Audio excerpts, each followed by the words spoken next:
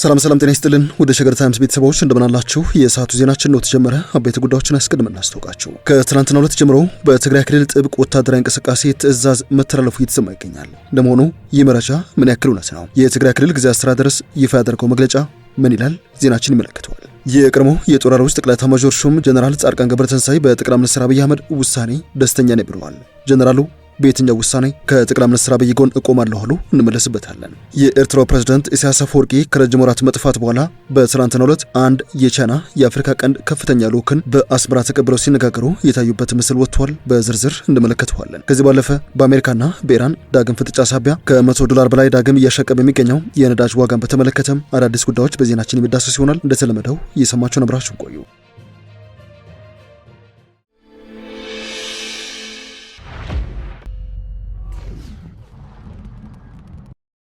ወደ ቀዳሚ ጉዳያችን እናምራ። የቀድሞው ጠቅላይ ኤታማዦር ሹም ጀነራል ጻድቃን ገብረትንሳኤ በጠቅላይ ሚኒስትር አብይ አህመድ ውሳኔ ደስተኛ ነኝ ብለዋል። የቀድሞው የጦር ኃይሎች ጠቅላይ ኤታማዦር ሹም እንደዚሁም የአሰብ ወደብ ለኢትዮጵያ ይገባል በሚለው አቋማቸው የሚታወቁት ጀነራል ጻድቃን ገብረትንሳኤ ከሰሞኑ ከብሔራዊ ቴሌቪዥን ጣቢያ ጋር ቃለ ምልልስ አድርገው ነበረ። በዚህ ቃለ ምልልስ ጀነራሉ በተደጋጋሚ በመገናኛ ብዙሃን ይፋ ባደረጉት የአሰብ ይገባናል አቋማቸው እንደዚሁም ከያኔው ጠቅላይ ሚኒስትር መለስ ዜናዊ ጋር የገቡበት ልዩነትና በኋላም ከኃላፊነታቸው እንዲሰናበቱ ምክንያት ከሆነ ጉዳይ በዘለለ በትጥቅ ትግልና በመከላከያ ጠቅላይ ኤታማዦር ሹምነት ዘመናቸው የሚያውቁትን የአሰብና የቀይ ባህር አስተላለፍ ተረከዋል። አሁን ደግሞ የጠቅላይ ሚኒስትር አብይ አህመድ መንግስት በቀይ ባህር ባስነሳው የይገባናል ውሳኔ ደስተኛ ነኝ ብለዋል። የጠቅላይ ሚኒስትር አብይ መንግስት ወደብንም አሰብንም በሚመለከት ትልቅ ስራ ሰርቷል ብዬ አምናለሁ በማለትም እርሳቸው ኤታማዦር ሹም በነበሩበትና በቀጣዮቹ ዓመታት ግን ይህ ጉዳይ እንዳነሳ የተደረገ ወንጀልና ነውር ሆኖ የተቀመጠ ጉዳይ ነበር ባይ ናቸው። ያኔ የወደብ አጀንዳ ማንሳት በአዳሪነት የሚያስወነጅል ነበር በማለትም አሁን ዓለም አቀፍ አጀንዳ ወደ መሆን ደረጃ ተሸጋግሯል ነው ያሉት። ጉዳዩን ከሀገር ውስጥ ወደ ዓለም አቀፍ አጀንዳነት ከፍ ማድረግ ቀላል ነገር አይደለም ሲሉ እውቅና የሰጡት ጀነራል ጻድቃን በማድረጋቸው ግንኙነቶች በበርካቶች ዘንድ ኢትዮጵያ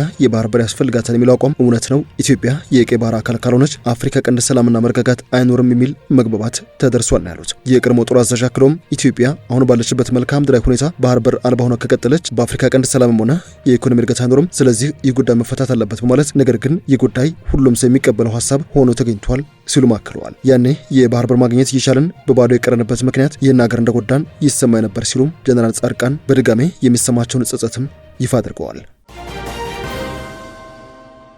ወደ ዜናችን ሌላኛው ክፍል እናምራ። በትግራይ ክልል ጥብቅ ወታደራዊ እንቅስቃሴ ትዕዛዝ መተላለፉ ከሰሞኑ ተሰምቶ ነበረ።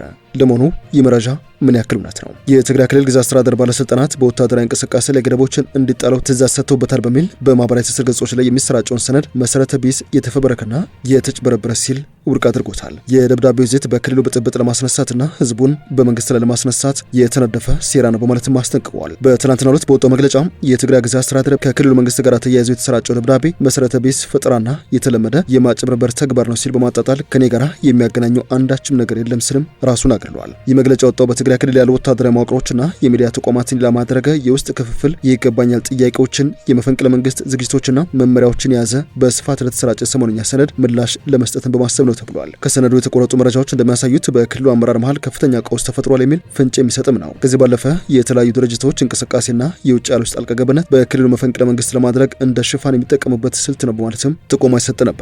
ሰነዱ አክሎም በትግራይ ምዕራባዊና ደቡብ አቅጣጫ የሚገኙ ወታደራዊ ክፍሎች የጎረቤት ሀገራት ኃይሎችን በማካተት ጥቃት ለመፈጸም ተዘጋጅቷል የሚልም ነው። ከዚህ ውጪ በክልሉ የጸጥታ ኃይሎች የእዝ ሰንሰለቶች እንዲያከብሩና ከፓርቲ አመራር ትዕዛዝ ተቀብለው የተገኘ አመራር አፋጣኝ እንደዚሁም አስተማሪ ቅጣት ይጠብቀዋልም ሲል አትቶ ነበረ። የመንግስትን ስራ ይረብሻሉ ተብሎ የተፈረጁ ሚዲያዎችም ከድርጊታቸው እንዲቆጠቡ ፖሊስም በእነዚህ ኃይሎች ዙሪያ አስፈላጊውን እርምጃ እንዲወስድ ታዟል ሲልም የሚያትት ሰነድ ነበረ። ያም ሆነ ግን የትግራይ ክልል ሰላምና ደህንነት ቢሮ ይህ ሰነድ ፍጹም ሐሰት ነው በማለት ከእውነት የተፋታ የፈጠራ ወሬ በማለትም አጣጥሎታል። ቢሮው ከነዚህ እርምጃዎች በስተጀርባ ያለው ዓላማ በክልላችን ውስጥ አለመረጋጋት መፍጠርና የህገ ወጥነት ስሜትን ማሳደግ ነው ሲል የጸጥታ ኃይሎች ተልዕኳቸውና አመራራቸውን ሙሉ በሙሉ እንደሚያውቁ በእንደዚህ አይነት አታላይ ጽሑፎችም እንደማይሳሳቱ ይታወቃል በማለትም አክለዋል።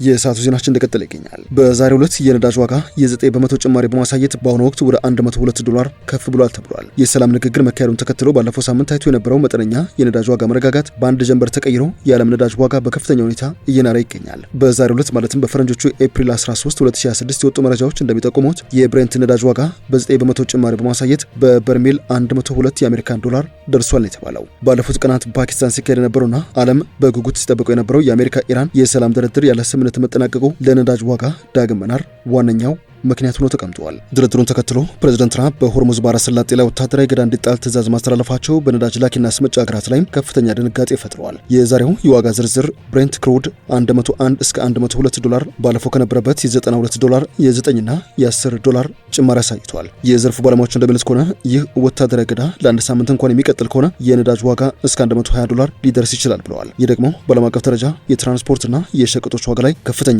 የዋጋ ግሽበት ወይም ኢንፍሌሽን ሊያስከትል እንደሚችል ነው የተሰጋው። የሰዓቱ ዜናችን እንደቀጠለ ይገኛል። ከወራት መጥፋት በኋላ በትላንትናው ዕለት ብቅ ያሉት የኤርትራው ፕሬዝዳንት ኢሳያስ አፈወርቂ አቶ ኢሳያስ አፈወርቂ ከቻይናው አፍሪካ ቀንድ መልእክተኛ ጋር በትላንትናው ዕለት የተወያዩ ሲሆን ቻይና ሰፋ ያለ ሚና በቀጠናው እንድትጫወትም ጥሪ አቅርበዋል። የኤርትራው ፕሬዝዳንት ኢሳያስ አፈወርቂ የቻይና አፍሪካ ቀንድ ልዩ መልእክተኛ ሁቻንግቹን ጋራ ከሰሞኑ በአስመራ የደንደን ቤተ መንግስት ውይይት አካሂደዋል። የኤርትራ ማስታወቂያ ሚኒስቴር ፕሬዝዳንት ኢሳያስ አፈወርቂ ኤርትራ ከቻይና ጋር ያላትን ግንኙነት ለማጠናከር ዝግጁ ናቸው ሲል ይፋ አድርገዋል። አሁን ያለውን አለመረጋጋት ግምት ውስጥ በማስገባትም ቻይና በዓለም አቀፍና በቀጠና ጉዳዮች ላይ የላቀ ሚና እንዲኖራት እንደሚያስፈልግም አጽንኦት ሰጥቷል ነው የተባለው። ፕሬዝዳንት ኢሳያስ አክለውም አፍሪካ ያላትን ተፈጥሯዊና የሰው ሀብት ጠቅሰው ለእነዚህ ሀብቶች ልማት ቻይና የሚጠበቅባትን አስተዋጽኦ እንድታበረከትም ጠይቀዋል። አምባሳደር ሁቻንግቹ በበኩላቸው ቤጂንግ ከኤርትራ ጋር ያላትን ስልት አጋርነት ለማጠናከር እንደዚሁም በአፍሪካ ቀንድ ሰላምና መረጋጋት ለመደገፍ የሚደረጉ የልማት ጥረቶች ለማስተናገድ ዝግጁ መሆኗን ገልጸዋል ሲል ሚኒስትሩ አስታውቋል። በውይይቱ ላይ የኤርትራ ውጭ ጉዳይ ሚኒስትር ኦስማን ሳሊ መገኘታቸውን የተገለጸው ይህ ጉብኝት የተካሄደው በኢትዮጵያና በኤርትራ መካከል ውጥረት ዳግም በነገሰበት ወቅት ነው። የኢትዮጵያ ፌዴራል መንግስት አስመራን በውስጥ ጉዳዮች ጣልቃ ትገባለች ሲል ከሶ እንደነበረም የቅርብ ጊዜ ትዝታ ነው። ቀደም ሲል የሁለቱ ሀገራት ግንኙነት እየሻከረ መምጣቱን ተከትሎ ጠቅላይ ሚኒስትር አብይ አህመድ ባስተላለፉት ማስጠንቀቂያ ኢትዮጵያ ለማተራመስ የሚደረጉ ሙከራዎችን እንደማይታገሱ ገልጸው ማንኛውም መሰል ጥረት የመጨረሻው ይሆናል ማለታቸውን የአዲስ ስታንዳርድ ዘገባ አስታውሷል። ብሉምበርግ በቅርቡ በወጣው ሪፖርት ሁለቱም ሀገራት በሰሜን ትግራይ ክልል አቅራቢያ ወታደሮችና ወታደራዊ ቁሳቁሶችን እያሰማሩ ስለመሆኑ ገልጾ ይህም ዳግም ግጭት ሊቀሰቀስ ይችላል የሚል ስጋት መፍጠሩን ጠቁመዋል። ሪፖርቱ የቀጠናውን ዲፕሎማቶችና ጉዳዩን በቅርበት የሚያውቁ ምንጮችን ጠቅሶ እንደዘገበው የኢትዮጵያ ኃይሎች በባህር ዳር በኩል ወደ ሰሜን እየተንቀሳቀሱ ሲሆን የኤርትራ ወታደሮችም በትግራይ ክልል ውስጥ ባሉ አካባቢዎች መስፈራቸው ተገልጾ ነበር። ወደ መጨረሻ ጉዳያችን እናምራ።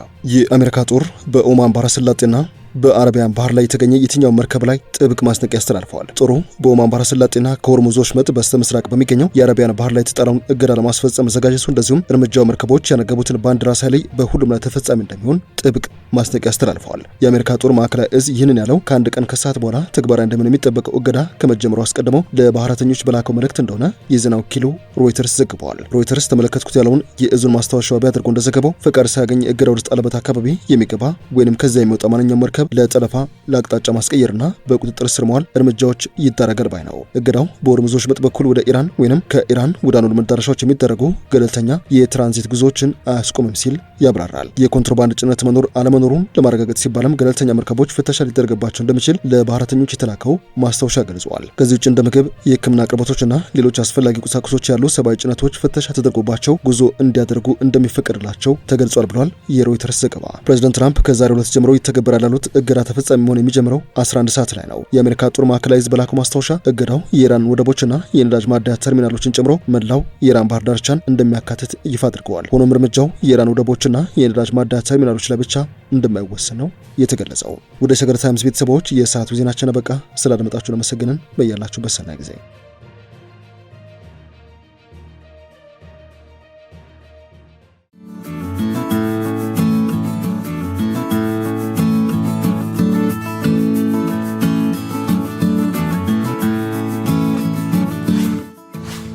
ሸገር ታይምስ ሚዲያን ሰብስክራይብ በማድረግና ደወሉን በመጫን ይከተሉን።